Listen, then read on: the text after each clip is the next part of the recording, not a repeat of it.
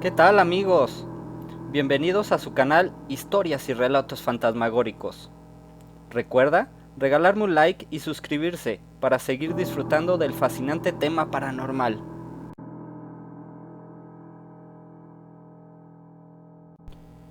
El relato de hoy se titula El fantasma del avión. Una tarde, al llegar a mi oficina, me esperaba una señora de nombre Berta, quien mostraba cierta desesperación, pues a lo largo de un año se le había estado presentando una energía que constantemente le provocaba situaciones paranormales que iban de menos a más. Pasamos a la oficina y me refirió que durante las primeras manifestaciones, al inicio de esta pesadilla, ocasionalmente le llegaban momentos de tristeza profunda que no tenían razón de ser. Semanas más tarde, la temperatura de su recámara bajaba considerablemente y ella padecía un zumbido en los oídos cuando estaba acostada. De inmediato, una fuerza externa la inmovilizaba y por más que intentaba zafarse y gritar pidiendo ayuda, la extraña fuerza no se lo permitía. Esto es lo que se le conoce como subida del muerto. Más tarde, escuchaba en su mente una voz que le pedía ayuda y al cabo de varios minutos la energía la liberaba. La parapsicología afirma que este tipo de manifestaciones puede ser generado por espíritus que no han encontrado su destino, de modo que no trascienden a su plano de existencia por diferentes razones. Las principales razones son que no logran comprender que están muertos o bien dejaron algo inconcluso en su vida. Existe la posibilidad de que no solo estos espíritus se manifiesten, sino que también lo hagan seres de oscuridad que aprovechen esta situación. Siempre que la señora Berta experimentaba esto, no podía dormir el resto de la noche y se ponía a llorar. Esto sucedía aproximadamente 3 veces por semana. La noche anterior a su visita, sin embargo, aparte de lo anterior, su cama comenzó a saltar con ella arriba. Ante esto, aterrorizada, salió de su casa y fue a refugiarse a la casa de una amiga a las 2 de la mañana. Berta, una viuda acaudalada que vivía con un hijo, toda su vida se había mostrado escéptica ante lo sobrenatural y se negaba a aceptar lo que ocurría. Y cuando relataba estos hechos a sus amigos y familiares, por supuesto, no le creían, y en alguna ocasión le dijeron que estaba loca, lo cual la inclinó a acudir con un médico que le practicó una serie de exámenes. Tales pruebas indicaron que se hallaba bien de salud física y mental. Berta estaba segura de que yo la escucharía sin burlarme, ni pensar que estaba mal de la cabeza. Continuó la narración y mientras platicaba se echó a llorar con desconsuelo. Quería entender qué le pasaba, tenía mucho miedo de estar loca y me advirtió que no quería decir todo esto al aire para que no se conociera su identidad. Angustiada, expresó: «Dígame si me cree, porque me estoy volviendo loca». Le indiqué que se tranquilizara. Fuera esto lo que fuera, solo se iba a solucionar si ella permanecía serena. Una vez que se calmó, me dijo que en ocasiones escuchaba el programa y que acudía a mí porque tenía necesidad de que la escucharan y comprobaran que lo que estaba viviendo era real. Así escaparía de la angustia que le provocaba pensar que pudiera sufrir un trastorno mental. Casi me suplicó que la acompañara en ese momento a su casa para que me cerciorara de que había algo extraño, de que lo que me había referido no eran mentiras. Además, debía sacar ropa y otras cosas, porque no estaba dispuesta a quedarse una noche más en su casa. La amiga con la que había pasado la noche se había negado a acompañarla porque tenía miedo. Su chofer, después de enterarse de lo que ocurría, no se atrevía a entrar a la casa. Y su hijo se hallaba de viaje por razones de trabajo. Para más, las 2 sirvientas habían renunciado al trabajo por los temores que les despertaba la situación que la señora estaba viviendo. Al verla tan desesperada, dejé lo que estaba haciendo y la acompañé. Abordamos su lujoso coche y en el camino indagué acerca de las creencias religiosas de la señora. Me dijo que sentía mucha devoción por el Maestro Jesucristo, pero que rara vez hacía oración. Le repetí lo que en el programa tantas veces he mencionado a un pastor acerca de la fuerza de la fe y la oración. Me indicó que ni siquiera tenía una Biblia, así que de camino pasamos a comprar una y le propuse que al llegar iniciáramos la oración de los Salmos 91 y 121. En la medida que creciera su fe, concluí, la horrible pesadilla se extinguiría. Llegamos a una enorme residencia en una de las colonias exclusivas de la ciudad. Al entrar, encontramos a su hijo, que había adelantado el regreso de su viaje.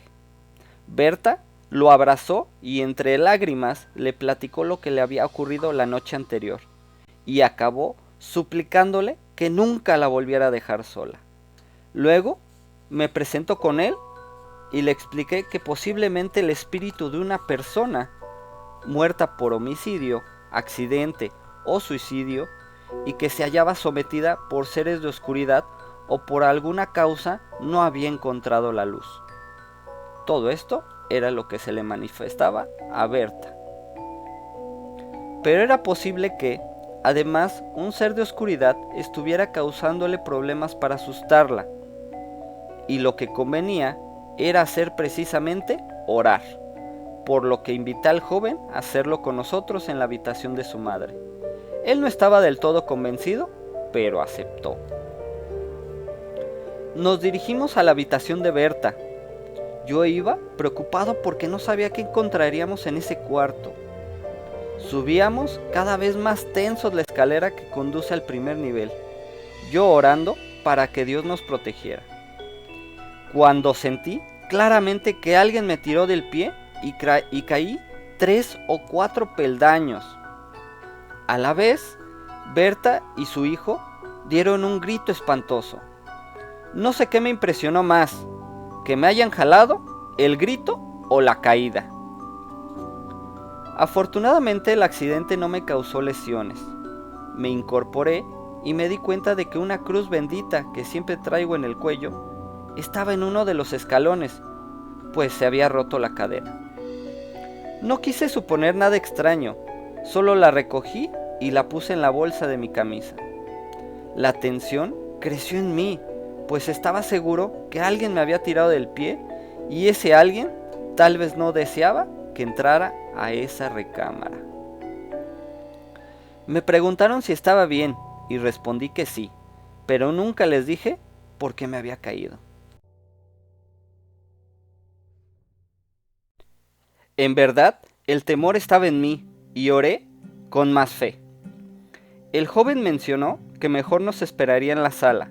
Supongo que le dio miedo y Berta lo recriminó. ¡No! Tú dices que no crees en esto, ¿verdad? Y hasta me dijiste que estaba loca. Pues ahora nos acompañas para que te convenzas de que hay algo en ese cuarto y por fin creas cuanto te he dicho desde hace mucho tiempo. Y el joven no tuvo más remedio que acompañarnos. Al abrir la puerta fue notoria la baja de temperatura. Todo se encontraba como la señora lo había dejado la noche anterior y nos dispusimos a orar. Sorpresivamente, la colcha de la cama se deslizó al piso sin que obviamente nadie hubiera podido hacerlo. Solo el hijo de Berta y yo nos dimos cuenta del hecho.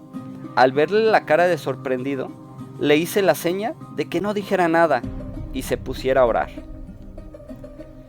Permanecimos orando unos 20 minutos. En ese momento, la luz del día se alejaba, así que le pedí al joven que encendiera la luz. Lo hizo y los 3 focos de un candil de esa habitación estallaron, lo que provocó que nos impresionáramos aún más. El joven salió corriendo. Berta me miró con gesto de pasmo y le indiqué que siguiera orando. Más tarde, la temperatura ascendió y al terminar de orar, todo había vuelto a la normalidad. Ya no se manifestaba nada. Salimos de la habitación y nos dirigimos a la sala, donde el joven escuchaba música plácidamente. Después del reproche de su madre porque nos había dejado, tomamos un café. El semblante de Berta había cambiado. Se mostraba menos asustada y le indiqué que tendría que orar más, y en caso de que ella y su hijo sostuvieran actitudes negativas, tendrían que cambiarlas radicalmente. Además, sería pertinente que algún sacerdote hiciera oración en la casa e inclusive serviría mucho que se celebrara una misa en ese lugar. Les comenté que como Berta había sido escéptica ante las situaciones sobrenaturales toda su vida, podíamos descartar la posibilidad de que se tratara de sugestión. Y si los médicos habían dictaminado que se hallaba en buen estado de salud mental y física, no podíamos pensar que se tratara de alguna afección psicológica. Era poco común que los sucesos sobrenaturales se manifestaran sin motivo, y les pregunté si habían practicado algún rito extraño, hecho alguna invocación o jugado con algo que hubiese podido abrir alguna puerta dimensional. Los dos dijeron que no. Les hice notar que necesariamente el fenómeno habría sido producido por algo, y al preguntarle a Berta cómo había comenzado la extraña experiencia, me refirió una sorprendente historia que nos abrió la posibilidad de entender lo que pasaba. Había enviudado 8 años atrás y le gustaba mucho viajar, ya que su condición económica sí se lo permitía. Al disponerse a regresar de un reciente viaje a Europa, después de que abordó el avión, notó una sensación extraña, jamás antes experimentada por ella. Era algo como el miedo, pero un miedo especial, como si algo o alguien estuviese detrás de ella y se apoyara en la parte alta de su espalda. No dio importancia al hecho, solo pensaba en llegar a su destino. Habían pasado 2 horas de vuelo cuando se dispuso a dormir después de leer unas revistas. Al cerrar los ojos, percibió el sonido de una respiración en su oído derecho. No le dio importancia y se dirigió al baño. Al entrar, la extraña sensación se acrecentó y sintió un zumbido en el mismo oído. Por un momento se alarmó, creyendo que se trataba de un cambio en su presión arterial, o a pesar de que nunca había tenido padecimientos de ese tipo. Y estaba a punto de salir cuando observó que en el espejo, con una especie de vapor, se formaba la palabra «Ayúdame». Aterrorizada, comenzó a gritar. Rápidamente llegaron 3 sobrecargos a auxiliarla, la sacaron del baño y la llevaron a un asiento. Esto alteró a algunos pasajeros y Berta les dijo lo que había visto. Las sobrecargos la tranquilizaron, le ofrecieron un calmante y se mantuvieron muy cerca durante el resto de la jornada. Durante el viaje, Berta no logró conciliar el sueño. Se hallaba desconcertada por lo que había ocurrido en el baño del avión y tenía pensamientos encontrados, pero estuvo mucho más tranquila cuando bajó del avión. Berta se sentía rara. Perduraba no solo la sensación de que alguien estaba detrás de ella, sino la angustia de no saber lo que le ocurría. Al encontrarse con su hijo, le relató lo sucedido, pero él no le creyó. Pasaron varias semanas y en un centro comercial encontró a una amiga que era sobrecargo jubilada y precisamente había trabajado en la línea aérea en la que le había ocurrido la experiencia. La amiga le dijo que ella sí le creía, pues estaba enterada de que a varios pasajeros los habían asustado en ese vuelo.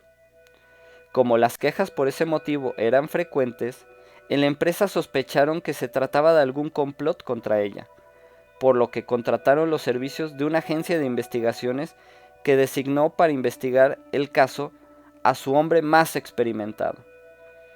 Este investigador comenzó su trabajo realizando un viaje en el avión en que asustaban, y por supuesto, ni los pasajeros ni los empleados de la línea conocían su verdadera identidad.